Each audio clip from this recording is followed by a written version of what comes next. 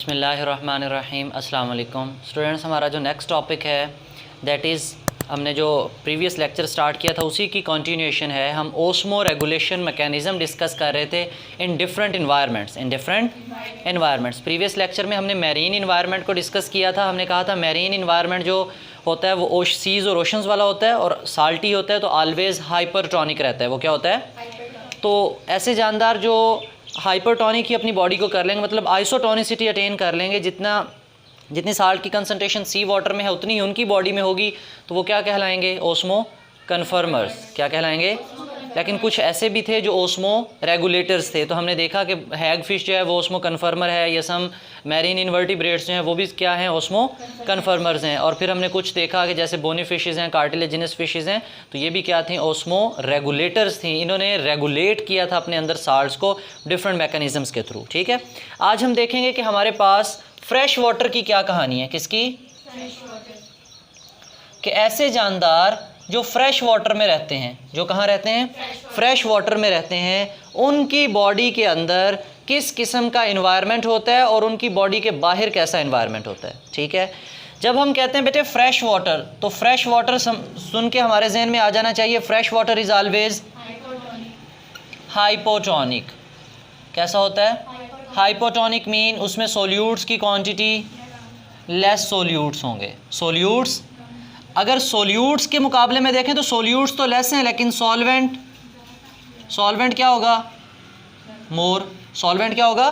मोर। और आपको पता है कौन सा सॉल्वेंट होगा? फ्रेश वाटर है, तो वाटर में सॉल्वेंट वाटर ही है, उसमें जो सोल्यूट होगा वो साल्ट्स वगैरह होंगे। ठीक है, तो हम कहते हैं fresh water is always hypotonic.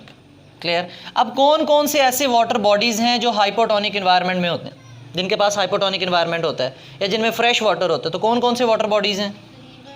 Reverse,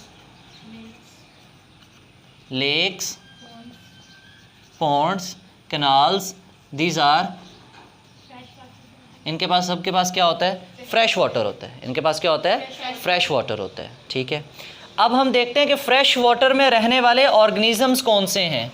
fresh water organisms कौन से हैं?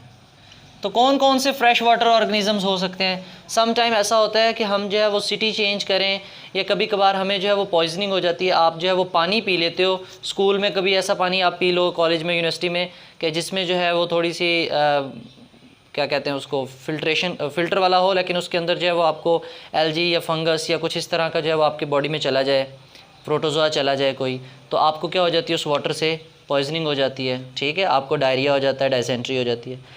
तो ऐसा वाटर जो फ्रेश वाटर होता है उसमें किस किस्म के जानदार होंगे? उसमें बेटे आपकी बुक ने एग्जांपल दी है हमें कि वहाँ पे आपको अमीबा मिलेगा। क्या मिलेगा? अमीबा का अगर हम हैबिटेट देखें तो अमीबा फ्रेश वाटर में रहता है। किस में रहता है? इसीलिए तो हमारे ड्रिंकिंग वाटर में जो ज़्यादा पॉइजनिंग होती है वो किसकी वजह से होती है? अमीबिक डायसेंट्री जो काज करता है, एक होता है डायरिया, और डायरिया की स्वेयर फॉर्म अगर हो जाए तो उसको हम कहते हैं दिस इज़ डायसेंट्री। तो इसका मतलब अमीबा कहाँ रहता है? फ्रेश वाटर में। कहाँ रहता है? अच्छा, इसके साथ साथ और कौन है? प्रोटोजोआ। किसी प्रोटोजोआ की एग्जांपल आती है? आपने किंगडम पूरा पढ़ा था प्रोटोजोआ का, या प्रोटिस्ट के बारे में, प्रोटिस्टा किंगडम पढ़ा, उसमें कोई प्रोटिस्ट याद नहीं आपको? आपने प्लाज्मोडियम भी तो इधर ही पढ़ा था। ठीक है, अच्छा, इसके अलावा हमारी बुक ने एग्जांपल दिया है दैट इज़ पैरामीशियम। ETC और भी बहुत सारे जानदार हैं, बहुत सारे ऑर्गेनिज्म, लेकिन हमारी बुक ने इन तीनों की एग्जांपल ली है कि ये फ्रेश वाटर में रहते हैं। कहाँ रहते हैं? अच्छा जी, अब इन्होंने कौन सा प्रोसेस जो है वो किस, असल में हम जो बात कर रहे थे वो क्या थी? इन्होंने क्या करनी है? ओस्मो रेगुलेशन करनी है अपनी बॉडी में। क्या करनी है? ओस्मो रेगुलेशन करनी है अपनी बॉडी में। वाटर और साल्ट्स की कंसंट्रेशन को जो है वो क्या करना है? रेगुलेट करना है। क्या करना है? अब हम देखते हैं कि इनके पास कौन कौन से मैकेनिज़म्स हैं, कैसे इनको जो है वो अपनी जो बॉडी के अंदर वाटर और साल्ट है वो कंसंट्रेशन मेंटेन करनी पड़ेगी।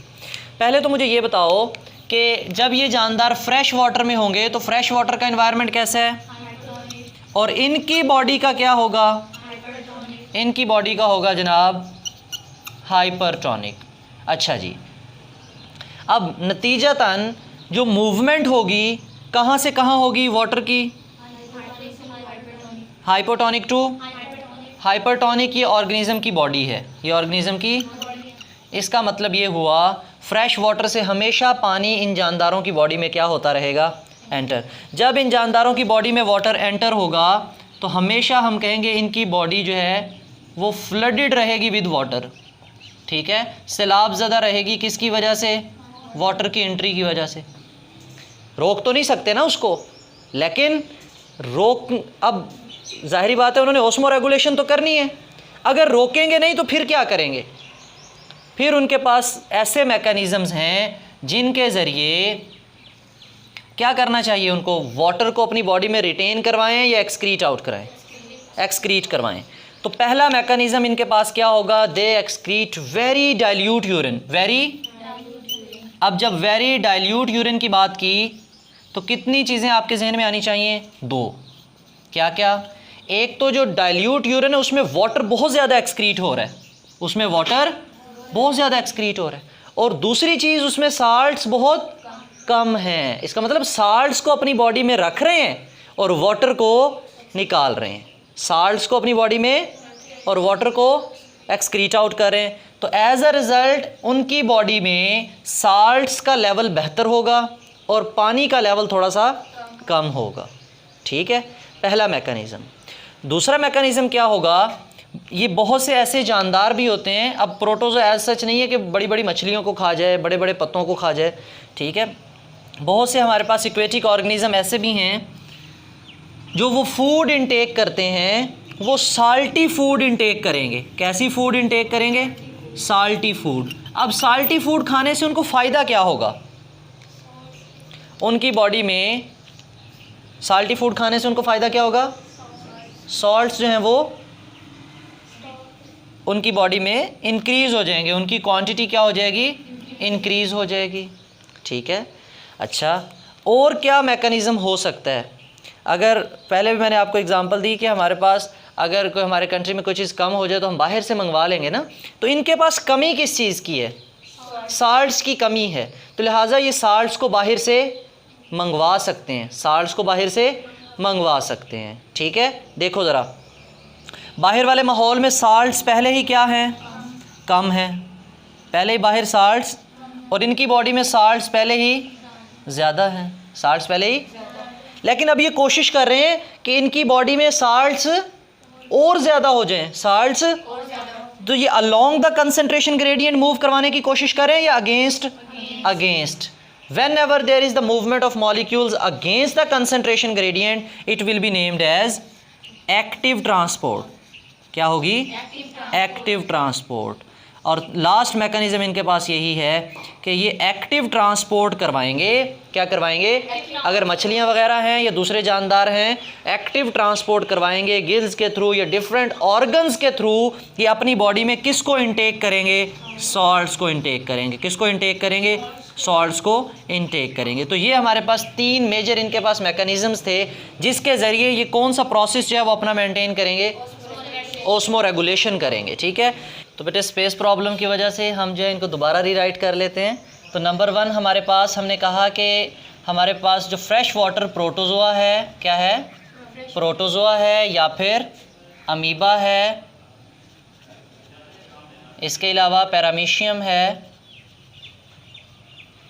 इनकी बॉडी में जो वाटर का जो लॉस है, मतलब जो वाटर की एक्सक्रीशन है, वो किसके थ्रू होगी? आपने 9th क्लास में पढ़ा था कि वैक्यूल्स होते हैं। क्या होते हैं? वैक्यूल्स। और कॉन्ट्रैक्टाइल वैक्यूल्स भी होते हैं। बहुत से जानदार ऐसे होते हैं जो अपनी बॉडी से वेस्ट मटेरियल को निकालने के लिए किसका इस्तेमाल कराते हैं?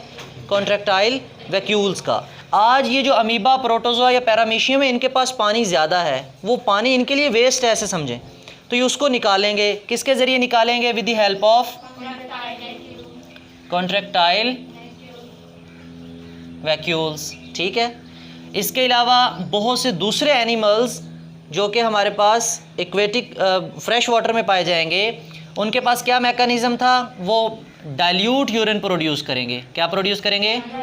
डाइल्यूट यूरिन प्रोड्यूस करेंगे ताकि मैक्सिमम किसको एक्सक्रीट आउट कर दें, लॉस कर दें, किसको, वाटर को।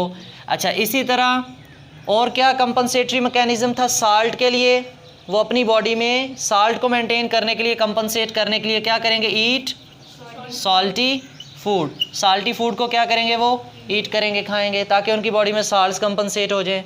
अच्छा, सिमिलरली बहुत से ऐसे जानदार होते हैं जो एक्टिव ट्रांसपोर्ट के ज़रिए, किसके ज़रिए, बहुत सी मछलियों की एग्जांपल्स हमारे पास ऐसी हैं जो एक्टिव ट्रांसपोर्ट के ज़रिए अपनी बॉडी में जो है वो क्या इंटेक करवा लेती हैं, साल्ट्स को। किसको इंटेक करवा लेती हैं, साल्ट्स को। कहाँ से, with the help of gills या with the help of skin. ठीक है, बहुत से जानदार ऐसे होते हैं ना जो स्किन के साथ भी जो है वो साल्ट्स वगैरह की एक्सक्रीशन और इंटेक के साथ जो है वो इन टच होते हैं। तो ये क्लियर, तो ये हमारे पास मैकेनिज़म्स थे।